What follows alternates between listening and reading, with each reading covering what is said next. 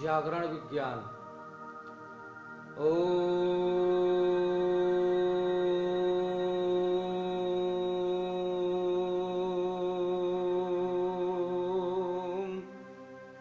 ब्रह्मज्ञानं प्रथमं पुरस्तादेशेमितः सुरोचो वेनयावः सबुधन्याय अपमायस्य विष्ठा सतस्य योनिम सतस्य विवः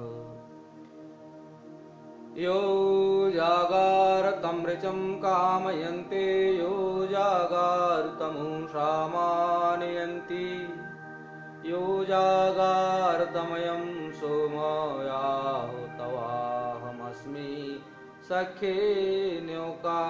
ऋग्वेद मंडल 5 सूक्त 44 मंत्र 14 पद पाठ। यह जागार जो जाग गया जागा हुआ है, तम ऋचः कामयन्ते ऋचाएं उसकी कामना करती हैं। यह जागार जो जग गया है जागा हुआ है, तम उ सामान्यन्ति क्षमताएं उसे प्राप्त होती हैं। यह जागार जो जाग गया है जागा रहता है, तम अयम सोम आह उसके प्रति यह सोम प्रभु कहता है, अहम तव सखे मैं तेरी सख्यता में मित्रता में न्योका अस्मि नियुक्त हूँ निश्चित निवास करता हूँ। यो तो वेद के सभी मंत्र मनुष्यों को जगाने वाले हैं, पर इस तथा इसी के साथ वाले मंत्र में मंत्र दृष्टा ऋषि अवत्सार ने साक्षात करके जागरण विषयक संपूर्ण विज्ञान को विश्व के समस्त देवियों के हितार्थ शाश्वत सत्य के रूप में रख दिया है। मंत्र दृष्टा ऋषि के नाम से ही स्पष्ट है कि सार तत्व को जानकर वह उसकी रक्षा में अवस्थित रहने वाला है। अतः मानव जीवन की सफलता का सार उसने सार रूप में बड़े ही सुंदर ढंग से प्रस्तुत कर दिया है। सामान्यतः यह समझा जाता है कि जो सोया हुआ नहीं है वह जागा हुआ है, या जो सो नहीं रहा है वह जाग रहा है, पर वस्तुतः ऐसा नहीं है। जागृत अवस्था में भी व्यक्ति सोए हुए के समान है, यदि उसे यह ज्ञान नहीं कि जो कुछ वह कर रहा है वह क्या और क्यों कर रहा है। दरअसल हर व्यक्ति सोया हुआ है जिसको यह पता नहीं कि वह जो कुछ कर रहा है वह क्या कर रहा है क्या, पर क्या कर रहा है, बोल रहा है क्या, पर क्या बोल रहा है, सुन रहा है पर क्या सुन रहा है, पढ़ रहा है पर क्या पढ़ रहा है, लिख रहा है पर क्या लिख रहा है, जा रहा है पर कहाँ जा रहा है, जी रहा है पर क्यों जी रहा है। इस सिलसिले को जितना चाहे लंबा करते जाइए, लगेगा कि हम में से अधिकांश की आंखें बेशक खुली हों पर हैं हम सोए हुए हैं। इस संसार में हमारी स्थिति की तुलना अस्पताल में कोमा में पड़े उस रोगी से की जा सकती है जो जीवित तो है यानी मरा नहीं है, परंतु उसे पता नहीं है कौन उसके पास है और कौन उसकी चिकित्सा व देखभाल कर रहा है। उसके घर परिवार समाज संसार में क्या घट रहा है और क्या हो चुका है। इस संसार में हम हैं पर क्यों हैं, किस लिए हैं, क्या है हमारे जीवन का उद्देश्य, क्या हमें करना चाहिए क्या नहीं करना चाहिए, क्या साथ लेकर आए हैं और क्या हम अपने साथ लेकर जाएंगे, हमारी संपदा क्या है, हमारी संस्कृति क्या है, हमारी सभ्यता क्या है और हमारा आचरण व्यवहार कैसा है, हमारे जीवन का उद्देश्य क्या है। अधिकांश इन प्रश्नों से गाफिल ही हैं और गाफिल ही एक दिन चले जाएंगे। यह भी स्थिति सोए होने की सी है। इसी प्रकार जिस व्यक्ति को मनीषा अपनी क्षमता और अपनी शक्तियों का एहसास नहीं है, जिसने अपने आप को ही नहीं समझा है, जो अपने ही विषय में बेखबर है, वह भी मानो सोया पड़ा है। जिसको आत्मबोध नहीं है उसको परमेश्वर का बोध क्या होगा।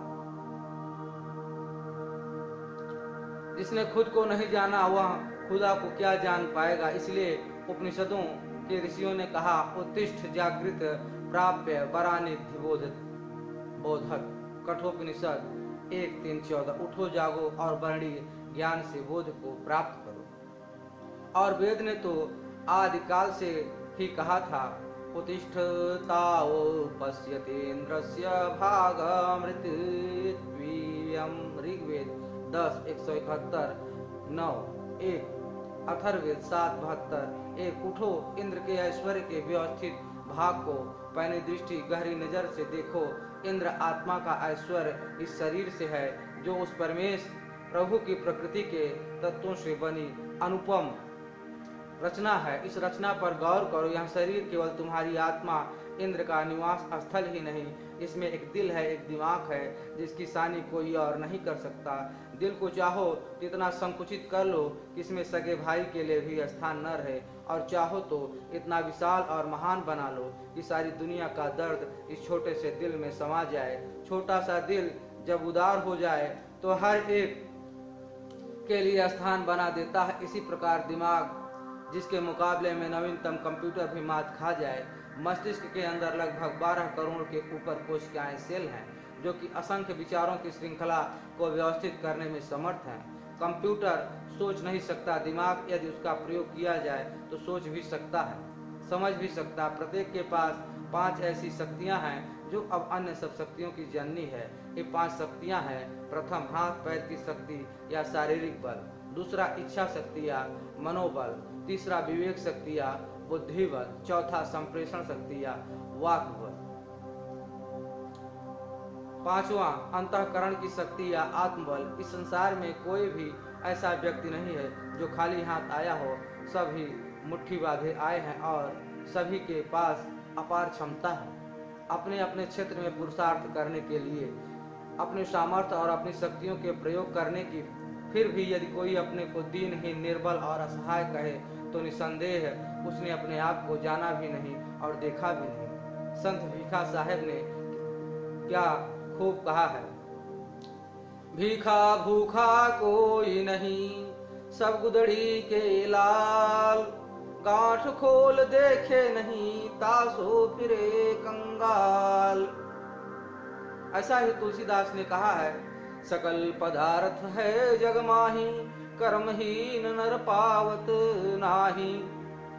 हमारे जीवन की गुदड़ी में तो लाल छिपे हैं, पड़े हैं, पर हमें पता ही नहीं। कभी गुदड़ी की गांठें खोल कर देखने की चेष्टा ही नहीं की। सोते से आए हैं, सोते से रहे और सोते ही चले गए, जागने की चेष्टा ही नहीं की। इसलिए मंत्र में कहा गया है, यह जागार, जो जाग गया या जो जागता है, जागने का मतलब अपने आप को जानना तथा अपनी शक्तियों को पहचानना, अपनी स्थिति को सूक्ष्मता से परखना और सोच समझकर अपनी स्थिति को बेहतर बनाने के लिए श्रेष्ठतम कर्मों में निष्ठा पूर्वक प्रवृत्त होना। कर्तव्य निष्ठ कर्म कुशल और कार्यशील व्यक्ति को ही होगा जागा हुआ कहा जाएगा। जो कुछ कर ही नहीं रहा या जो कुछ वह कर रहा है उसको पता ही नहीं कि वह क्या कर रहा है, तो उसको सोया हुआ ही कहा जाएगा।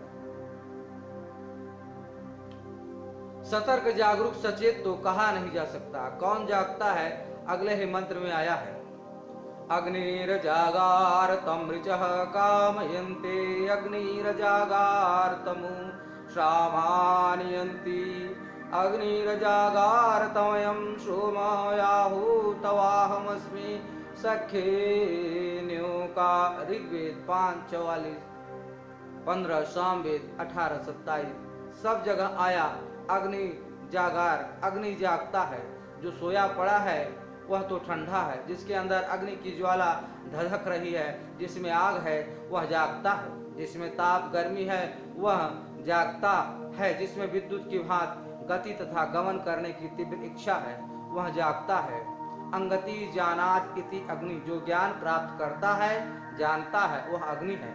निरुक्त में अग्नि की निरुक्ति इस प्रकार की गई है, अग्रणीर भवति अग्रम यज्ञेषु प्रणीयते। निरुक्त 7:14, जो अग्रणी है, ऊंचा उठने और आगे ही आगे बढ़ने वाला है, यज्ञ श्रेष्ठतम कर्म में जिसका प्रणयन सर्वप्रथम होता है वह अग्नि है। अग गति, अगिगतौ धातुओं से अग्निपद सिद्ध होता है। गति के 3 अर्थ होते हैं, ज्ञान, गमन, प्राप्ति। इस प्रकार जो ज्ञानवान है, गतिशील है तथा जिसमें कुछ प्राप्त करने की, उपलब्धि अर्जित करने की बलवती कामना है, वही अग्नि है और वही जागता है, वही सतत सचेत और जागरूक है। ऐसे जागे हुए व्यक्ति के लिए, जिसको अपनी क्षमताओं का, सामर्थ्य का, शक्तियों का एहसास है, तम ऋचः कामयन्ते, ऋचाएं कामना करते हैं। ऋचा नाम है वेद ज्ञान का, रिद्धि सिद्धि का, प्रशस्तियों का, उपलब्धियों का, ज्ञान विज्ञान ब्रह्म ज्ञान के क्षेत्र में उपलब्धियां, कार्य क्षेत्र में प्रशस्तियां और साधना के क्षेत्र में सिद्धियां। ऐसे जागे हुए लोगों के लिए है वेद मंत्र उद्घोषणा करता है, उठो जागो और अपने आप को जानो और अपने जीवन के लक्ष्य को साधो। सार्थक करें कि वो आए और उनको सफल करें। जागे हुए व्यक्तियों की बाट जोहती हैं ऋचाएं कि वो आए और उनको सफल और सार्थक करें। पत्र पत्रिकाएं पुस्तकें जैसे मन ही मन में पढ़ने वाले पाठकों की कामनाएं करती हैं, भवनों की कामना होती है, उनमें आकर कोई बसे उपवन की कामना होती है कि उसमें रंग बिरंगे फूल खिलें। इसी प्रकार ज्ञान विज्ञान ब्रह्म ज्ञान से पूरित वेद की ऋचाएं और उनके रहस्यों को उजागर करे। ज्ञानी को ऋचाओं की और ऋचाओं को ज्ञानियों की कामना चाहत सदैव बनी रहती है और बनी रहनी चाहिए। इसी में दोनों की सार्थकता और साफल्यता है। यह जागार जो जागा हुआ है, तम उषामानयंती, उसे ही क्षमताएं चाहती हैं तथा प्राप्त होती हैं। सब में और सब स्थितियों समभाव का होना क्षमता है। क्षमता का उल्टा है विषमता। जहाँ ज्ञान होगा, प्रकाश होगा, चेतनता होगी, सतर्कता और जागरूकता होगी, वहीं समता होगी। इसी प्रकार जहाँ ज्ञान होगा, अंधकार होगा, लापरवाही होगी, आलस्य और प्रमाद होगा, वहाँ विषमता होगी। संसार का मतलब ही होता है सम सार, संयम ही सार है इस संसार का। संसार का आनंद और संसार का भोग वास्तव में सच्चा वही करते हैं जो इस संसार के अर्थ को संयम पूर्ण, इसके सार को जानते हैं, ज्ञान विज्ञान ब्रह्म ज्ञान को अपने जीवन में धारण करते हैं और अपने जीवन को आनंदमय बनाते हैं। साथ में औरों के जीवन की परवाह करते हैं और उनके जीवन को भी ऊंचा उठाने के लिए सतत और प्रयासरत और पुरुषार्थरत होते हैं। जो व्यवहारिक है समानता नहीं, जो सिद्धांत अव्यवहारिक है। साम्यवादियों ने कार्ल मार्क्स के दर्शन के आधार पर समानता का नारा लगाया, जरूर, पर समानता न आ सकती थी, न आई। व्यक्ति, परिवार, समाज, राष्ट्र और विश्व में शांति यदि स्थापित तथा अस्थायी हो सकती है केवल समता के आधार पर। समता ही वास्तविक योग है, समता ही जीवन पद्धति की सही दिशा है। महाभारत में योगी राज कृष्ण अर्जुन को उपदेश देते हुए स्पष्ट रूप से कहते हैं, योगस्थ कुरु कर्माणि संगं त्यक्त्वा धनंजय सिद्धय सिद्धयो समूहत्वा समत्व योग उच्यते। श्रीमद् भागवत गीता अध्याय 2 श्लोक 48। धनंजय अर्जुन योग में स्थित होकर आसक्ति को त्याग कर सिद्धि सिद्धि में सम होकर कर्मों को कर समत्व संभाव ही योग कहता है। आसक्ति का कारण तो ममत्व है, जहाँ समत्व हो वहाँ आसक्ति कैसी। समभाव में ही अनासक्त भाव निहित है। अनासक्ति ही बुद्धि मन एवं चित्त को सम अवस्था में लाने में सहायक होती है, जिसके फलस्वरूप मनुष्य को आत्मिक शांति प्राप्त होती है। जगा हुआ ज्ञानवान व्यक्ति हर स्थिति में अपना मानसिक संतुलन बनाए रखने में समर्थ होता है। अतः वह सुख दुख हानि लाभ यश अपयश मान अपमान जय पराजय आदि में सम संतुलित ही रहता है।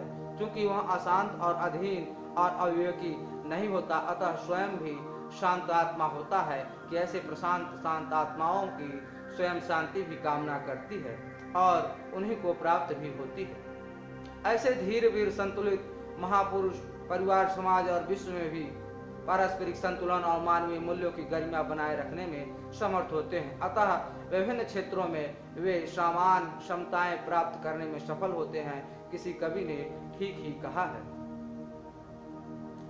बायमल्ले चाँद पर रखे कदम बेअमल बस सोचते ही रह गए।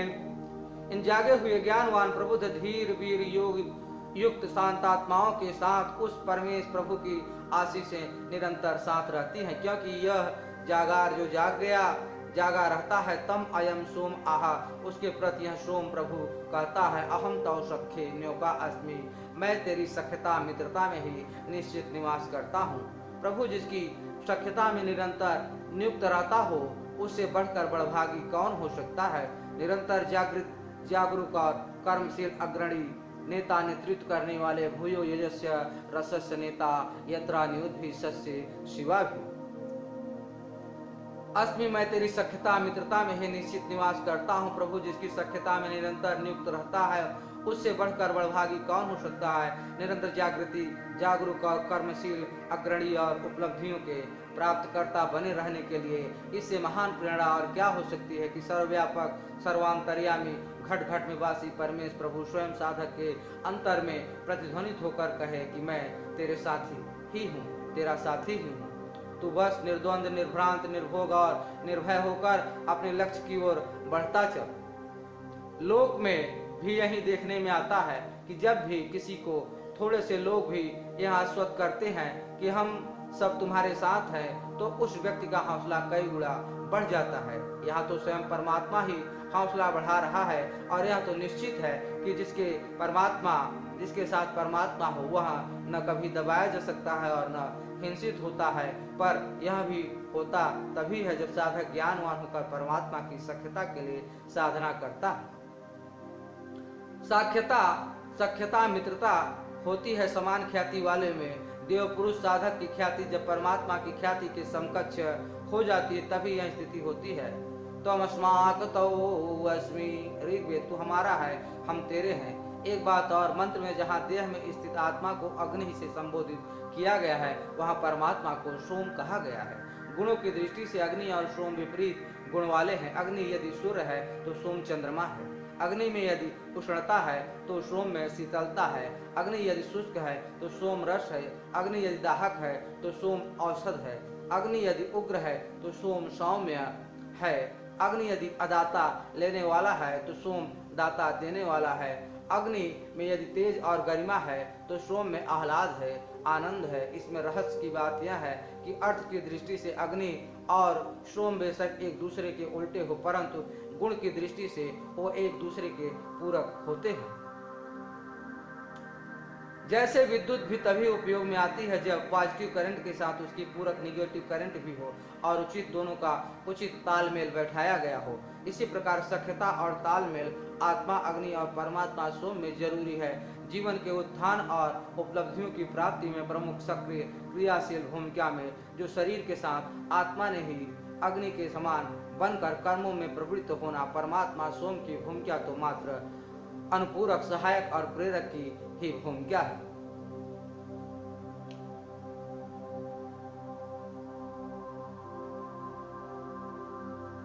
संसार के रंगमंच पर अहम भूमिका तो कलाकारों ने ही निभानी है। परमात्मा तो पर्दे के पीछे अधिक से अधिक आवश्यकता अनुसार अनुबोधक प्रांपटर की भूमिका में उद्धर रह सकता है। आत्मा अग्नि का रोल एक्टिव है और परमात्मा सोम का रोल पैसिव है। एक्टिव ने एक्ट करना और पैसिव ने सूक्ष्मता से निरीक्षण करना और जरूरत पड़ने पर सहायता करना, बशर्ते कि एक्टर सहायता का पात्र हो। आखिर ईश्वर भी उन्हीं की सहायता करता है जो अपनी सहायता आप स्वयं करते हैं। तो यह है अग्नि और सोम से संबोधनों का रहस्य। वेद में जितने भी संबोधन है सब बोध कराने वाले। आइए हम सब भी उठें, जागे और बोध को प्राप्त करें। ध्यान रहे देव कोटि के जन कभी सोते नहीं है। न वह देवा स्वपंथी सतपथ ब्राह्मण।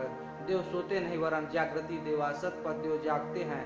पर कभी कभार रात भर जागकर रथ जगा करना, गान और नाचना जागरण नहीं है। देवी भागवती या जगत जननी माता के नाम पर सुरापान कर मस्तिष्क में गान जागरण नहीं। इस प्रकार के जागरण या माता की चौकी से सिवा शराब शोर शराबे के कुछ भी प्राप्त होने वाला नहीं है।